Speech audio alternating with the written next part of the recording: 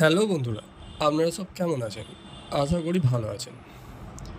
তো আজকে আপনাদের জানাবো পশ্চিমবঙ্গের একটি অন্যতম জনপ্রিয় প্রকল্প সম্পর্কে, লক্ষ্মীর ভাণ্ডার প্রকল্প সম্পর্কে। পশ্চিমবঙ্গের মহিলাদের জন্য বিরাট সুখবর। রাজ্য সরকারের অন্যতম জনপ্রিয় প্রকল্প লক্ষ্মীর ভাণ্ডারের ভাতা এবার বাড়তে চলেছে। হ্যাঁ, ঠিকই শুনেছেন। এমনটাই শোনা যাচ্ছে রাজনৈতিক মহল থেকে। জুন মাস থেকে সাধারণ মহিলারা 1500 টাকা ও তপশিলি জাতির মহিলারা 1800 টাকা করে মাসিক ভাতা পাবেন বলেই শোনা যাচ্ছে।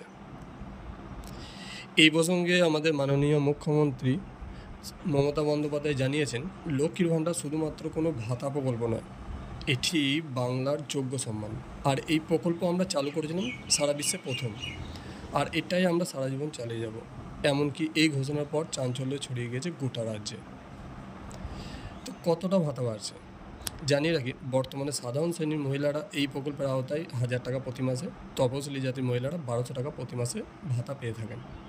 তবে নতুন ঘোষণা অনুযায়ী সাধারণ শ্রেণীর মহিলারা প্রতি মাসে 1500 টাকা ও তপশিলি জাতির মহিলারা প্রতি মাসে 1800 টাকা পর্যন্ত ভাতা পাবেন। কারা কারা এই প্রকল্পের ভাতা পেয়ে থাকেন?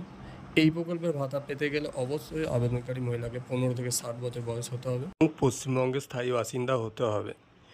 এমনকি ঘরে যদি কোনো সরকারি চাকরিজীবী কেউ থেকে থাকে তাহলে কিন্তু এই আবেদনের আপনি কিন্তু গ্রাহ্য নন। তো বন্ধুরা, এই ছিল আজকের জানকারি তথ্য। ভিডিওটি যদি আপনাদের ভালো লেগে থাকে তাহলে প্লিজ লাইক করে দিন, আর পরবর্তী আপডেট পেতে আমাদের চ্যানেলটিকে সাবস্ক্রাইব করে রেখে দিন।